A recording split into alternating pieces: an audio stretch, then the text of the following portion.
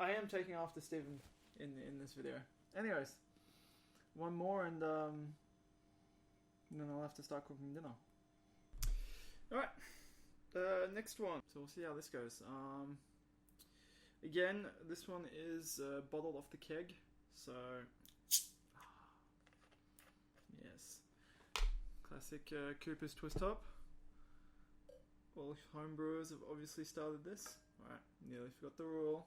Dr. Hans, label out. Whoa. Oh, there's like a golden tint to the edge of it. Oh, dude.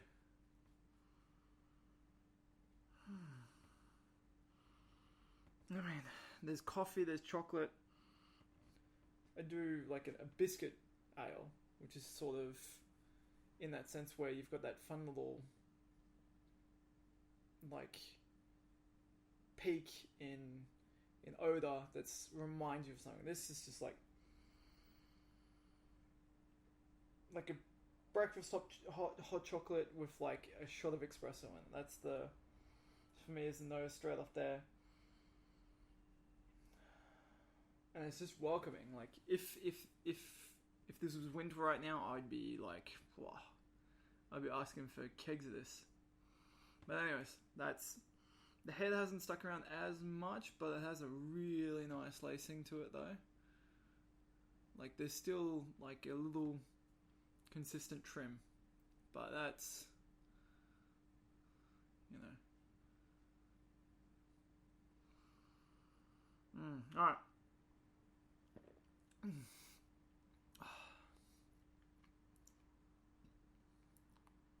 I could even probably let this warm up a bit more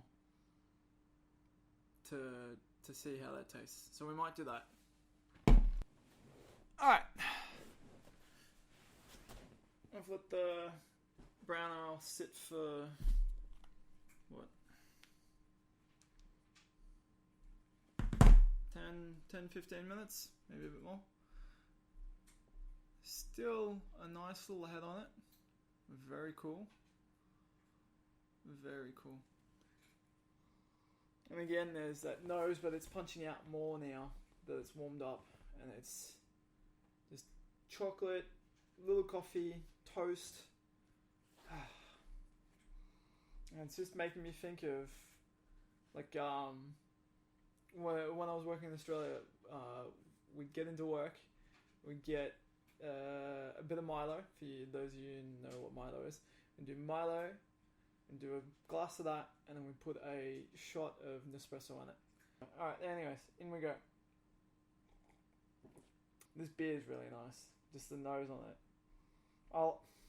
Sorry to ask, I hate having to ask for recipes, but I will have to ask you for the recipe at some point, because this is...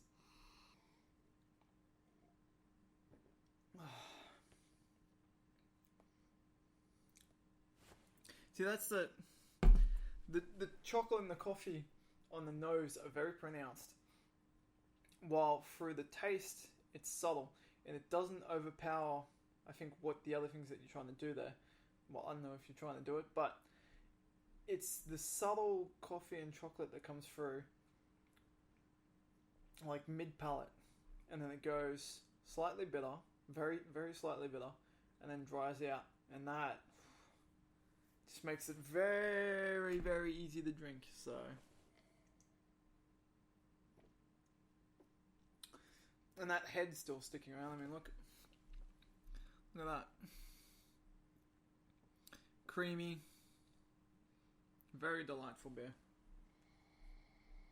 Out of the three that I've tried tonight, I will have to ask you for the recipe for this one, just to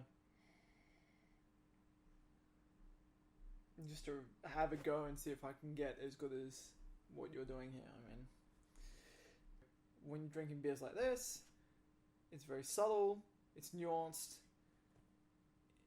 It could be a thinking man's beer, but it doesn't have to be, and that's the thing I like about it, where some people just sort of pass a lot of these beers off and just be like, it isn't hoppy, it isn't a pastry stout, it isn't sour, I'm not interested.